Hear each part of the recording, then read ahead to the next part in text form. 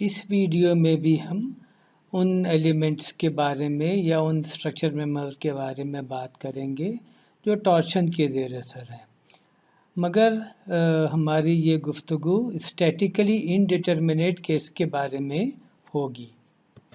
Statically indeterminate cases के बारे में हम पहले भी बात कर चुके हैं जब हम एक्सियली लोडेड मेंबर्स के बारे में बात कर रहे थे। हमारी बात का खुलासा ये था कि अगर स्टैटिक्स से हम अपने सारे अननोन फोर्सेस ना निकाल सकें तो फिर वो स्टैटिकली इनडिटर्मिनेट केस हो जाता है। हम देखेंगे कि टॉर्शन में भी ऐसे केसेस हो जाते हैं जिनमें स्टैटिक्स हमारा मुकम्मल तौर पर साथ नहीं दे पाती। तो फिर हमें ये करना होता है कि हम जिस तरह हमने पहले किया था कि हम जो है वो डेफॉर्मेशन या टॉर्शन के केस में एंगल ऑफ ट्विस्ट पर बात करते हैं और वहाँ से फिर हम जो भी इक्वेशनें हमें कम पड़े हैं फिर वहाँ से लेके आते हैं। जैसे ये हमारे सामने एक केस है, ये एक रॉड है, सर्कुलर रॉड है। इसका एक पार्ट जो है वो सॉलिड है, दूसरा पार्ट जो है वो खोखला है और बीच में टॉर्शन टी लगी हुई है जो कि ज़ाहिर है हमें मालूम है। अच्छा, अब हमें इंटरनल टॉर्क निकालने के लिए कि ए से लेके इस पॉइंट तक और बी से लेके इस पॉइंट तक, जिसका नाम हम लेट से सी दे देते हैं, ये कितनी है। तो इसके लिए हमें करना ये होगा कि हमें इसको आइसोलेट करेंगे हम यहाँ से, यानी कि हम इसकी जो सपोर्ट है एंड वहाँ से हम इसको रिलीज़ कर देंगे।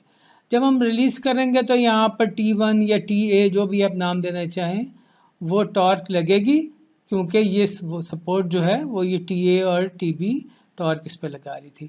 उसके बाद हम यहाँ से इसको जब हम कट करेंगे या यहाँ से हम कट करेंगे तो इंटरनल फोर्स T1 या T2 हमें निकल आएगी। इंटरनल टॉर्क की मैं बात कर रहा हूँ। अच्छा, अब हमें देखते हैं कि हमारा मामला यहीं पर फेल हो जाता है, क्योंकि जब हम इसको करेंगे इक्विलिब्रियम लगाएंगे तो इक्विलिब्रियम होगा कि TA plus TB is equal to T, और ये एक इक्वेशन और अननोन हमारे पास दो हो जाएंगे, TA और TB। और अगर हम आगे चलें भी तो T1 is equal to TA, तो TA भी हमें नहीं मालूम, और T2 is equal to TB, तो TB भी हमें नहीं मालूम। तो लिहाजा ये कि स्टैटिकली इनडिटर्मिनेट केस हो जाएगा, क्योंकि स्टैटिक्स हमें एक इक्वेशन दे रही है जब हमने इसके एक्सिस के गिर्द मोमेंट ली और हमारे जबकि अननोन दो हैं। तो अब जो एक्स्ट्रा इक्वेशन में चाहिए कम से कम एक, वो हम वहाँ से लाएंगे कि जी लेफ्ट वाला जो सब एलिमेंट है और राइट वाला जो सब एलिमेंट है उन पर टॉर्क टी जब लगेगी तो इनकी रोटेशन जो है वो बिल्कुल बराबर होगी। तो लिहाजा हम ये रखते हुए कि phi left is equal to phi right या phi AC is equal to phi BC करके हम अपना प्रॉब्लम सॉल्व करने की पोजीशन में आ जाएंगे, क्योंकि फ़ी का ताल्लुक टी से होता है और टी जो है वो हमारे अननोन के तौर पर यहाँ मौजूद है। अच्छा, अब हम ये करेंगे कि हम बजाय इसके कि हम थ्योरेटिकल बातें करें, हम एक प्रॉब्लम सॉल्व करेंगे और उस प्रॉब्लम में हम देखेंगे कि इस तरह की चीज़ों के साथ कैसे डील किया जाता है। A torque of magnitude T is equal to 4 kilonewton meter is applied at end A of the composite shaft as shown.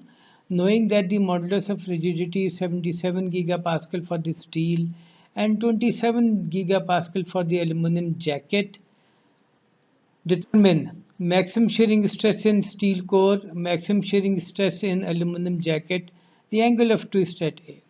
अच्छा, अब है ये कि ये एक स्टील कोर है जिसका आउटर डायामीटर जो है वो 54 मिलीमीटर है, जो कि इनर डायामीटर ये एल्यूमिनियम जैकेट का होगा, और एल्यूमिनियम जैकेट का जो आउटर डायामीटर है वो 72 mm है।